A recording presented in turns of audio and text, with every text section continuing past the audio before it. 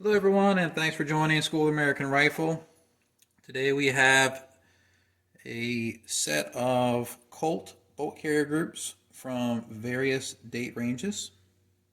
We have three up top here that are from actual M16A1 kits. I have one of the kits here to the left. I have three of these kits, and that's where those bolt carrier groups came from. You can see they're pretty beat up.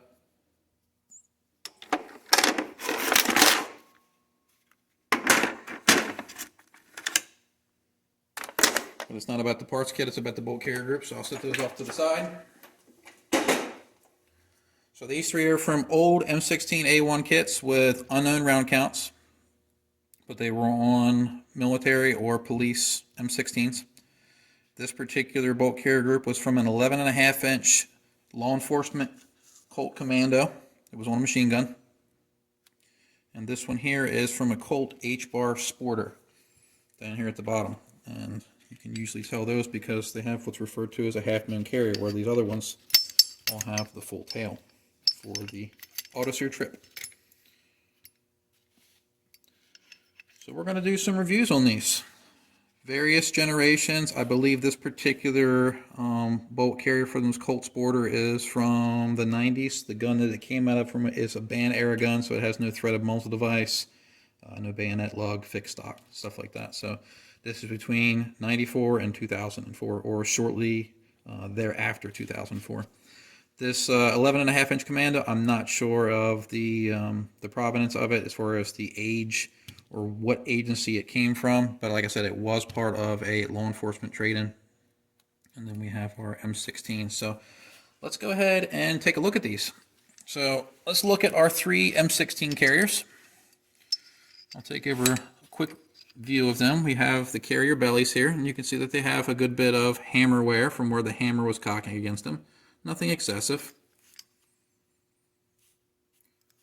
We have some wear on the lower lugs where it tries to strip rounds out of the magazine. The roll pin for the ejector is not sticking out on either side. You see that it's recessed there as well on all three examples. The bolt tail, the carrier tail, is worn. Looks good on all three though. Nothing really sharp. These are dirty. This one's still got a bug in it, so I haven't wiped these three down yet. So I don't know what kind of bug that is. Hope it doesn't have the Rona. Alright, so the gas keys on these don't look to have the opening or mouth damaged. This one doesn't have any severe erosion. The staking on these look fantastic after all these years. I do believe these are from the early 70s. The only carrier key or gas key that has any kind of erosion is this one here. You can see a little bit of it all the way around. And this is normal for a machine gun. If you have talked to anybody that owns a registered machine gun or works at a rental range, this area right here starts to erode from all the gas flow. So having that little bit of erosion or corrosion there is quite typical for a gun with moderate to high use. All right, let's go ahead and check and I wanted to show you guys this. Colt bolt carrier grips would normally have a C on the side, just to show you these are Colts. So I'll grab my other one here. Let's see the Colt, little C there, and then this one. Now the newest Colts that are rolling off the line supposedly do not have that anymore. I couldn't say for certain because I haven't had any that are non-marked in my hand yet, but I have seen people report that. So let's check the gas rings. This is the 1970s M16. Passes.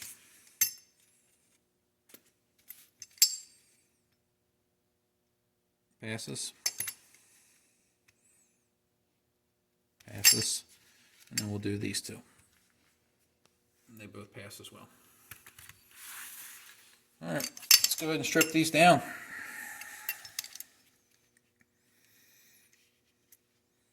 Firing pin retaining pin came out with ease.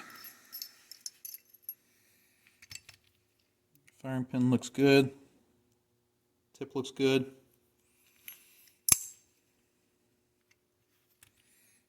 Cam pin. Very low amount of wear on it. I can't grab my nail on any of that.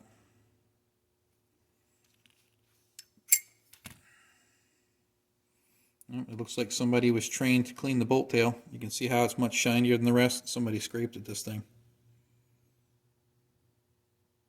People are obsessed with getting the carbon off there. What they often do is undersize the tail there. Bolt face looks good. Not a whole lot of wear there. Ejector edge is rounded. Let's move on to the next bolt carrier group. Firing pin retaining pin comes out easy. Firing pin looks good. Tip looks good. Cam pin's out. And again, very little wear. Grab my finger a little bit there. Take our bolt out. Bolt face is a little dirty. Let me clean that off.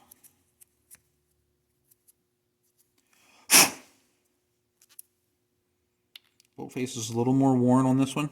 We have a little bit of pitting on the surface. Overall not bad. They did not scrape at the bolt tail on this one though. Or didn't scrape as much. And our last one, as far as the M16s go.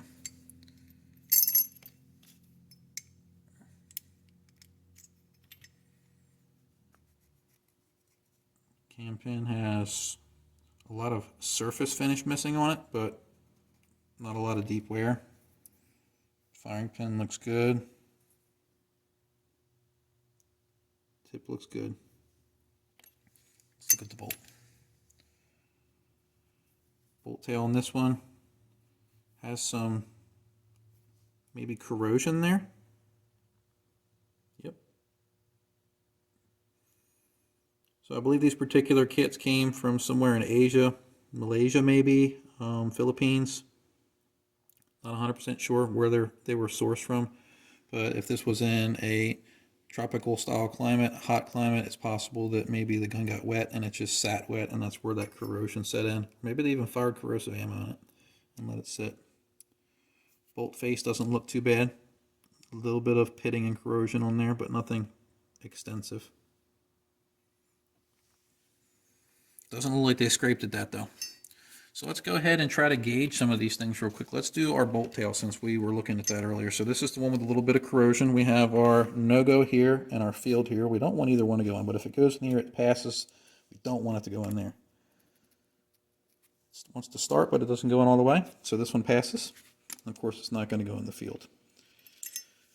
This is probably the better out of the three M16A1s. Wants to start, but it doesn't go in. That passes. This is the one that looks like they had scraped at it. Doesn't go in. Very good. I thought for sure that was going to go in there. All right, let's check the gas keys. Takes the go side. No go side. Does not go in. Go side. No go side does not go in. Go side. No go side does not go in. All right, so we passed all three for gas key gauging. Let's check for magnetism.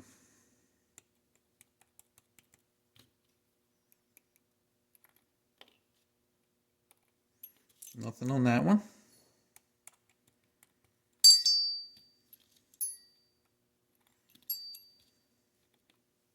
Nothing there.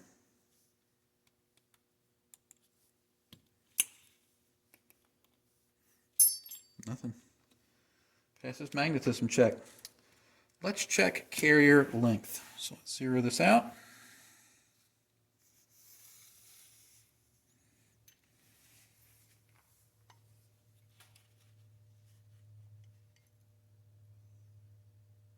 Good.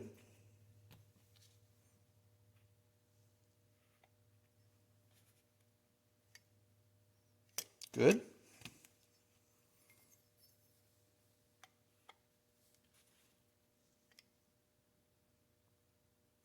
That was the longest of all, but they're all good. All right.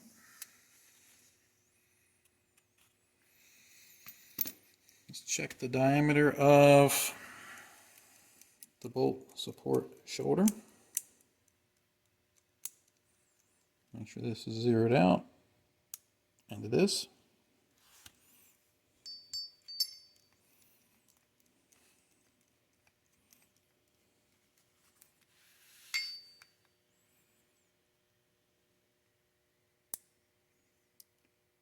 Five two seven three.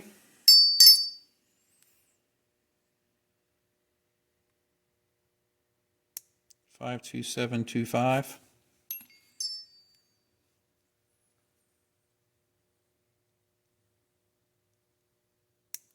52770.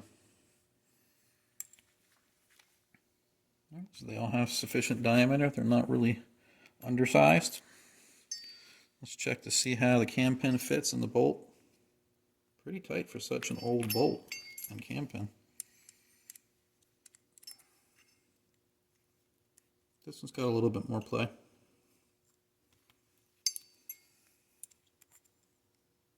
And that one's probably the worst of them all.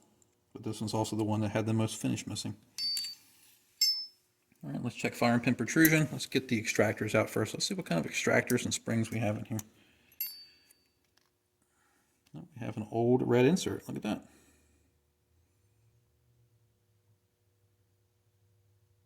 This would be appropriate for this date range. The claw feels good on that extractor. Let's go to the next one.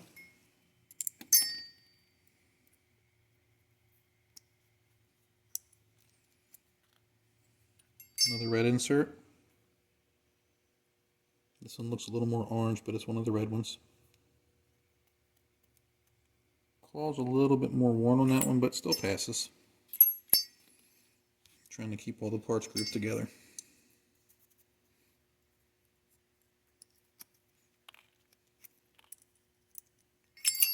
And we have a white.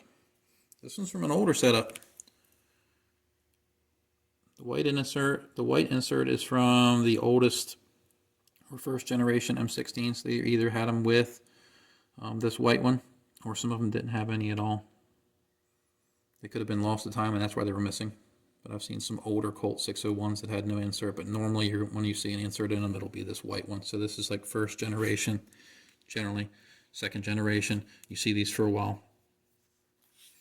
And then after that, you get into the blue colored inserts. And then later on, you got black with the O-ring. And now we have Colt Gold Springs, which have a black insert as well. So just different generations that you see for the inserts on the military side. All right, let's check our extractor with our gauge. Takes the go side. No go side does not go in. Takes the go. No go does not go in. That's the no-go side, doesn't go in. Go side does. Okay, we passed that. Let's check to make sure we can do our little swing. That passes.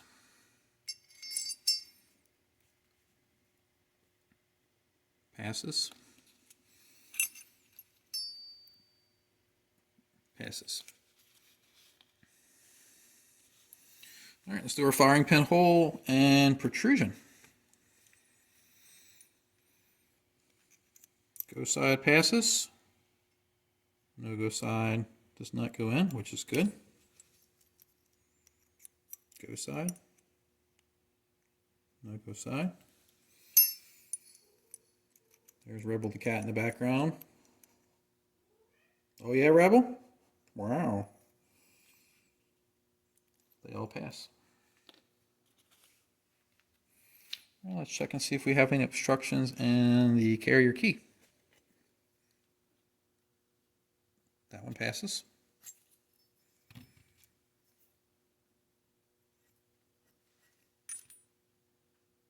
That one passes. I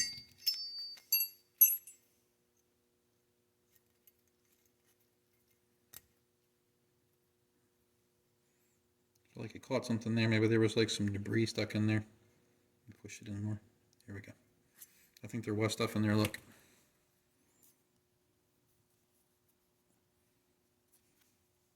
Who knows what that is? All right, next up, let's do our carrier key screw test after we do our firing pin protrusion. All right, first bolt and firing pin. 0.031. Good. Second one.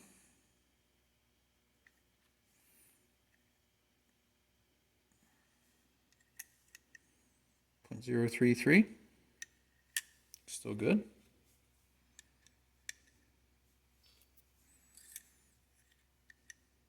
Third one, 0.033. So all three of them fall within range. Something I want to point out in this video, and it's not associated with it, is the digital firing pin protrusion gauge that I use here from iGaging. Does not come from the factory set up to do what I'm doing in these videos. So those who went out and purchased them thinking that out of the box this was going to work, I apologize. They come in a case like this. It's padded. And it comes with these various extension rods that thread in so you can measure things at different depths. It has this ball tip. It has this little pointed tip. And then one that's actually really sharp as well. So you have a couple different tips, and then there's another one in the bag here that sort of has a wide, flat face. So none of these attachments in here really work to check protrusion. And you can't use it without a tip on it because once you thread off this piece, you have a hollow end. So you can't check protrusion with that because it's going to go up into the hole. So what I did, since I don't have access to a lathe, is I took the smallest extension, chucked it up in the lathe, and I chopped it down and refaced it so it would go flush with this anvil, and I could use it for protrusion checks. So if anybody's purchased one of these, you do have to make a modification in one of the tips unless there's somebody out there who makes a tip like I put on there, or maybe even iGaging makes one for that purpose. But I like to throw that out there because a couple people have asked me how I'm using this in the video comments, and that's how. It has a modified tip on it. All right, next up we will do headspace check.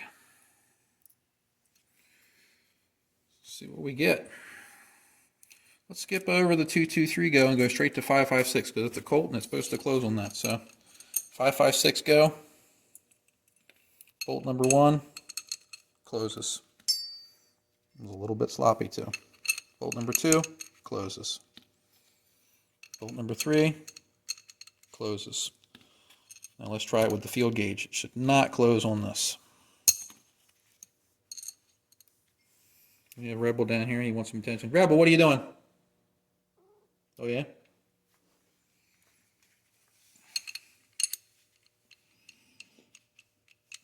Won't close on the field. That's good. Won't close on the field. Won't close on the field. So all three barrels, I'm sorry, all three bolts, not barrels, pass headspace. Very good, very good. All right, so we passed this. Let's do a reverse test for our carrier key screws, and then we're going to check, see how much fouling we have inside the 3-bore, possibly swab that out, and then we're going to look at it with the bore scope. And then what I'll do is I'll follow up with gauging on these as well, so we can try to see if there's any severe change from generations or date ranges of the tolerance that Colt finds acceptable on the 3-bore, which is somewhat of a debated topic. All right, so let's bring this over. Make sure that our bit fits. I'd like to keep these in original configuration if possible, but if they break loose, we don't want to keep them. All right, we are set to 30 inch-pounds. Let's see if they move. No move. All right, that one passes.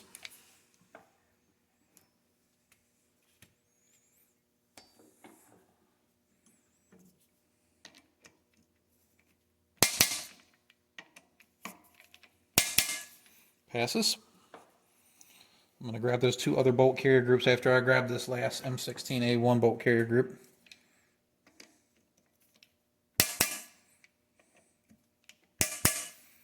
Excellent.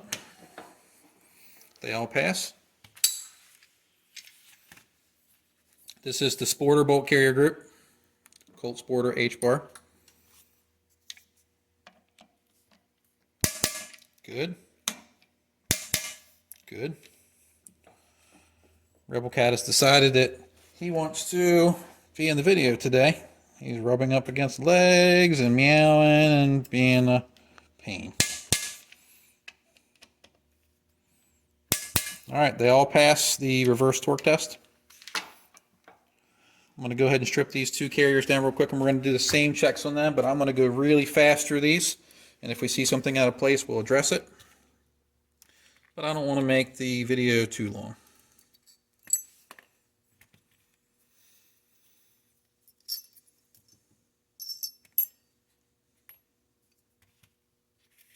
Hey, Rebel, what are you doing, cat? What are you doing? You want to gauge something?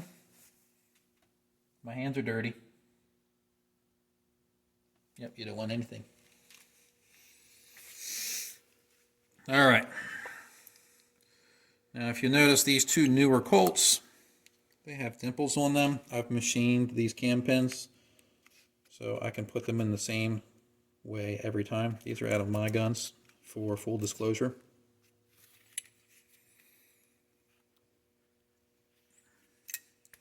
I haven't shot them since I've replaced the cam pins. I actually did this last week. They have older cam pins in it. Oh, don't want to do that. Almost caught myself doing something I tell people not to do. Alright, so we have gold spring. I just put that in there. We have a little bit of wear on the extractor claw, but it feels nice and sharp. Get this one out.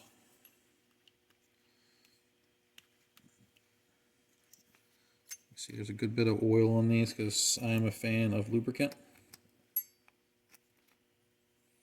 Gold spring that I just put in there, the claw feels good. Alright, let me check for gas path. Good. Good. Bolt tails. It started, but it wouldn't go in.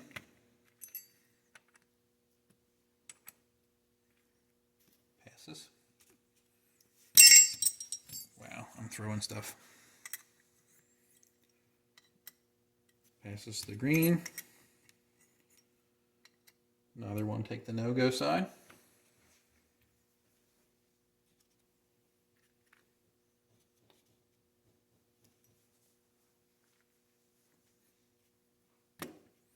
All right, let's check carrier length real quick. Scoot that off to the side.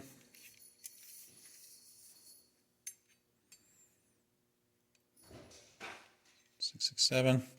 The crashing noises you hear in the background is my son at the shop door, and the cat hates it, so he jumps up and tries to attack him through the glass.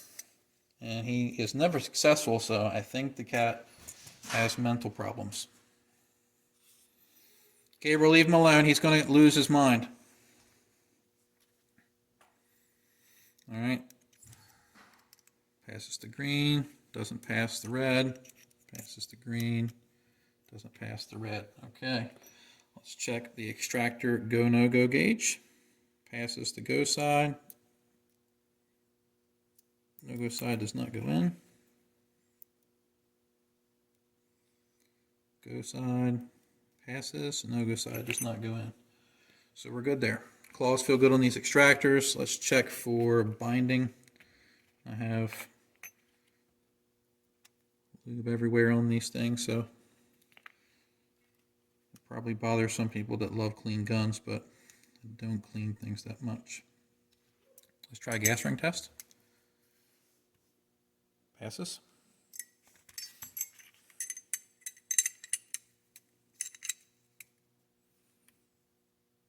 Passes. Check for magnetism. Wait a minute.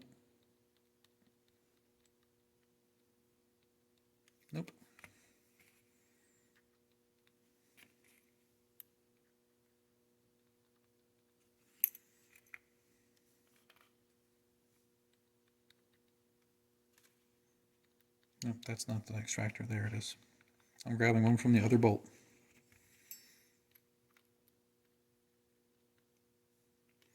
Yep, these are good. We may have to do 2 parts to this video because our camera's giving us a stupid warning again that we're running out of space. I don't know what the problem is, but it's not going to stop us from making videos. Alright, overall, face looks good. If you look at the ejector, you can see there is a steeper angle on it. That's because I cut that in there. I replaced the springs in this bolt. This now has a spring co-ejector in it. The lugs look good. You can tell that it has some wear on the bolt tail, but it doesn't pass our no-go gauge. The bolt shoulder has a little bit of wear on it. Same thing with this one. Bolt face, again, looks good on these. You see a little bit of nasty stuff on here, but that's just fouling. You can see the bevel on the ejector as well. I replaced the ejector on this one with a spring co. And these actually have spiral coil roll pins holding the ejector in. You can reuse those as long as you put them back into the same bolt. I did put Colt extractor springs in here, replaced the originals. They didn't look that good, so these are new Colt gold extractor springs. Normally I have no problem putting in a spring co, but I thought it was a little bit sacrilege to put a spring co in a Colt since I had the capability to put new Colt springs in. I did not put a Colt ejector spring in there when I changed it because the spring co's are just much better than what Colt offers for that particular spring. These are not bad springs. These are probably some of the better ones that are available if you're not going to purchase a spring co. These will usually last about 7,500 to 15,000 rounds. Spring co's will last much, much longer than that, assuming that you don't expose them to something that will corrode them. All right, let's check headspace on these 2 examples. Let's go right to the 556 go. Passes. Passes. Field gauge. Doesn't turn. Doesn't turn. Very good. So we've got everything checked out except for protrusion. And checking the bolt shoulder. 52735.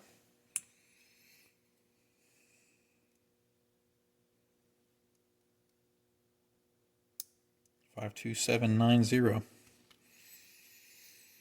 So the Colt Commando bolt carrier grip actually has a little bit larger of a diameter of a shoulder than the Sporter. It's supposed to be a match gun. All right, let's check protrusion.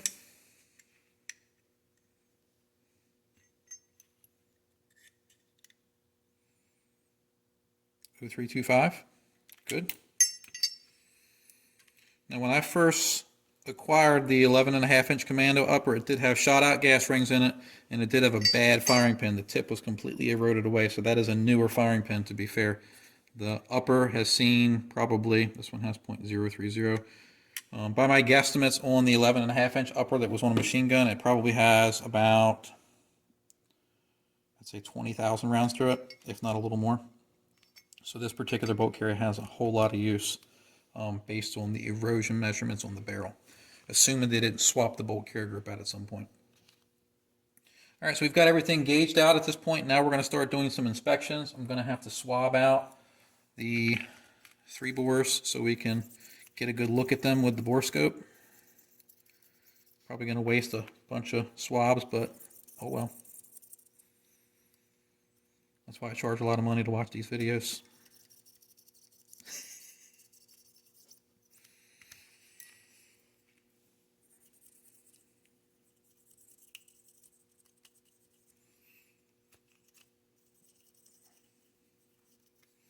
I'm going to clean this out a little more.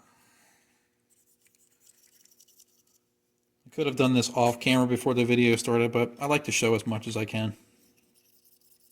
I don't like to do any off-camera tricks or pause the video to reshoot things. If you see me mess up, it's because I actually messed up and I'm not going to edit it out. Let's clean these. These actually look pretty good as well.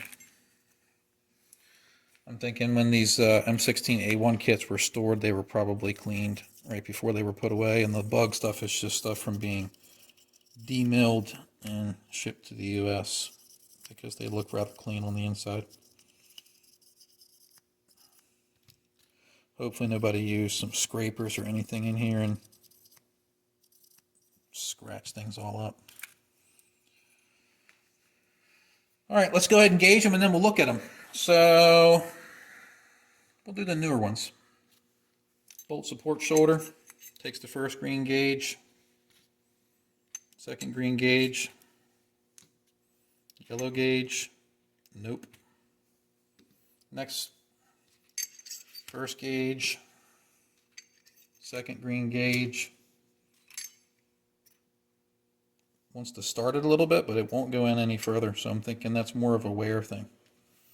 I don't consider that bore to be completely that dimension unless it goes all the way in. So this one started on the yellow, but very high round count based on my observations. So we're pretty close in consistency. This one takes the first green gauge, second green gauge. Won't even start on the yellow. Let's see if this one does the yellow. Nope. Nope. Let's go to the second green gauge. Takes it. Look at that one. This one's even tighter.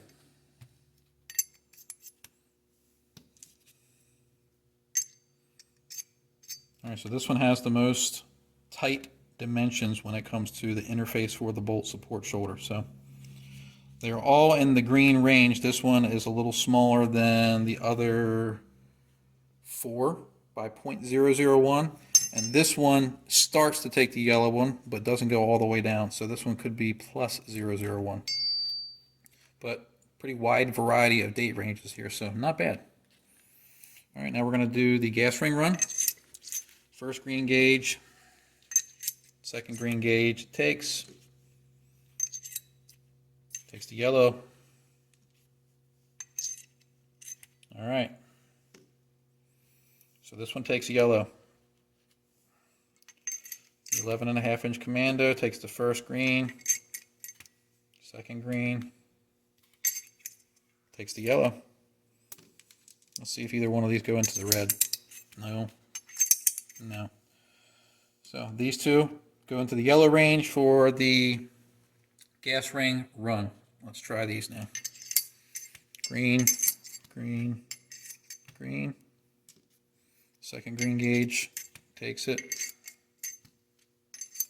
This one's a little tighter. I can just feel it. Now we're into the yellow. Won't take the yellow. Won't take the yellow. That one took the yellow. So one out of the M16 kits was 0.001 larger than the rest. So this one's a little undersized for the support shoulder. This one was a little bit oversized for the gas ring run. And these two were a little bit oversized. They were in the yellow range. Normally Colt bolt carrier groups are in the green range for most of the gauging that we run across. So the fact that these two that I have, I wanted to show on camera, I already knew that they had those yellow ranges to show that I don't hold favorites. And even though they get into the yellow, I still have them on my own guns. All right, bolt tail. First green gauge goes. Second green gauge goes yellow. Wants to start, but it won't go in. Let's see if the yellow will start on this one. Nope, this one's definitely tighter. Let me see which one this is. This is the second green gauge. So these are both the same. They're still in the green. Let's see if any of these will take the yellow gauge. Nope. Nope. These bolt carrier groups smell a little funny too. I think it's because they were in storage. Won't take that one either. Let's do the second green gauge. Let's see if they all take it. Does. Yes. Yes. All right, so out of all these, if I'm remembering correctly, this one had a slightly oversized gas ring run, but green on both of these. This was green across the board, but had this tightest bolt support shoulder out of all of them. Green on all these. These were both technically green for the bolt support shoulders and the tails, but the gas ring runs fell into the yellow range. So Colt Sporter fell into the yellow range, 11.5-inch Commando, but these Colt M16 A1s from the 70s, pretty nice. Pretty nice. All right, let's move along to our inspection of the 3-bore using the bore scope. One thing I did forget to do is I forgot to do the straightness test, so let's do that.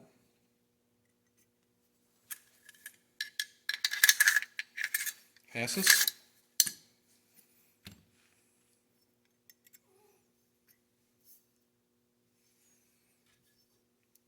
Rebel, what do you want? Passes.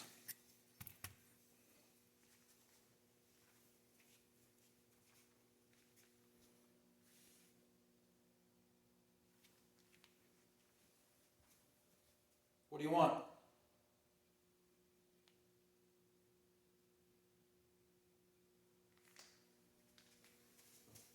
All right, so these two passed for straightness. Let's check these old boys out. Thought it was binding up there for a second, but it didn't.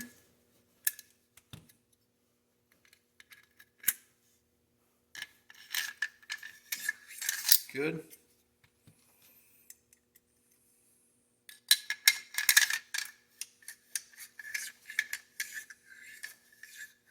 Good.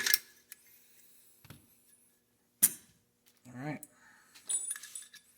So across the board, everything's looking good on these. Let's go ahead and look at these with the bore scope. So the Colt H-Bar Sporter. I'm going to go over to the camera. Get this thing in focus. You can see that's a little rough there on the support shoulder.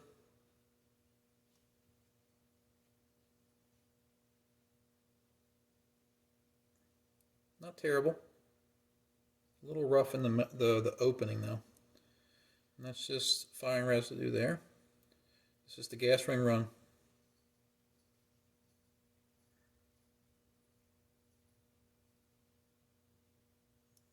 A little rough there too. And then this is the bolt tail seal. Not bad there. That actually looks pretty good.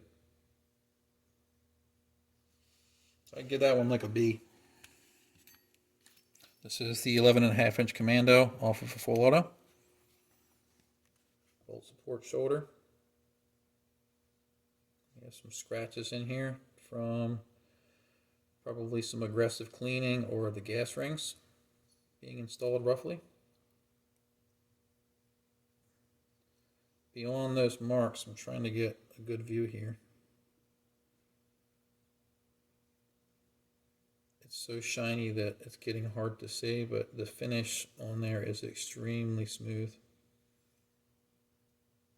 But we do have some rough areas. All right, now we're getting up into the bolt tail. Oh, that was the gas ring run right here. Look how smooth that is.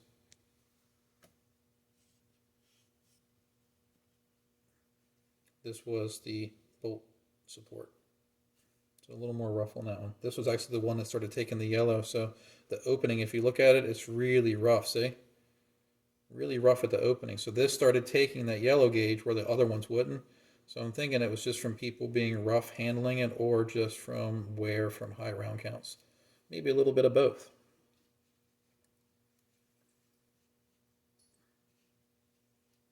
This is the gas ring run though. Not bad. And the bolt tail.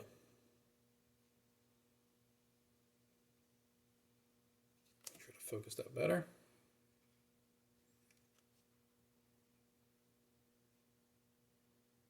Very smooth.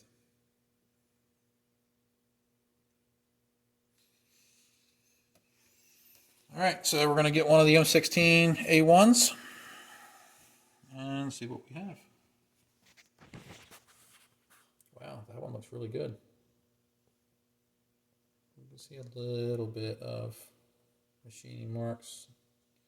It was looking good there at the opening, but then it got a little rough. Not too bad. I'm going to try to bring the brightness down some.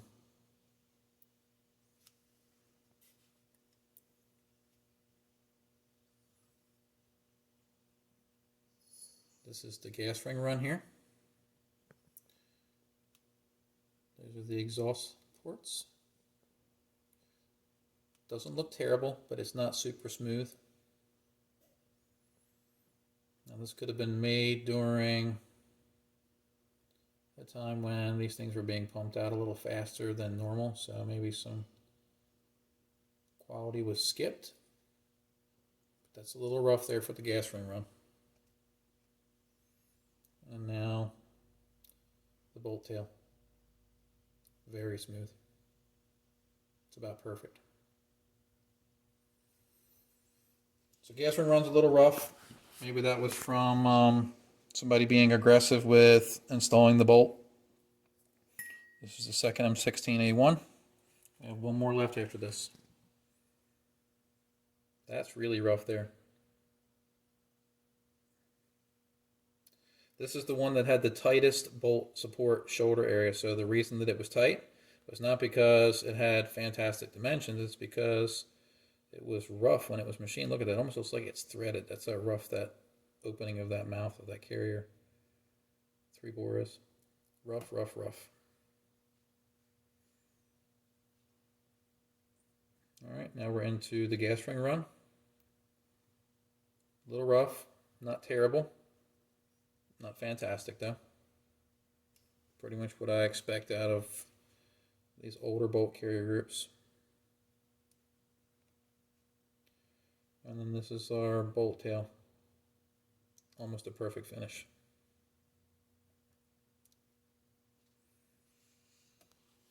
So the possible positive with this being a little tighter was actually just because it had rough machining. All right, and now our last bolt carrier for the M16A1. This one looks pretty good. And we're getting a little rough, a little thin. This one looks good. And we're getting up into the gas ring run. Let's see what it looks like. Not too great. We have some fouling there. It's not terrible, but not flawless. And then let's do our bolt tail support. And again, almost perfect. This is probably the roughest of the three for the M16. And when we can see a little bit of corrosion or fouling there.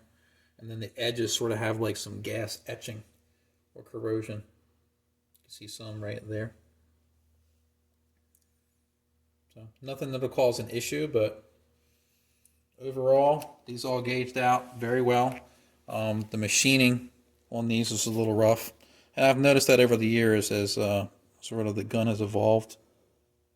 They have refined some of the processes. For instance, if you look at the outside, I'm going to go off camera for a second.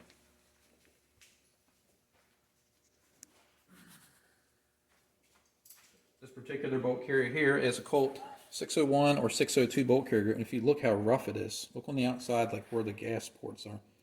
Extremely rough.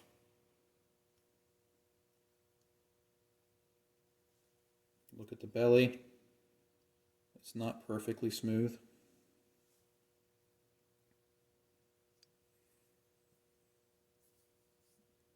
So even the earlier guns, they didn't do as clean of a job. They still worked.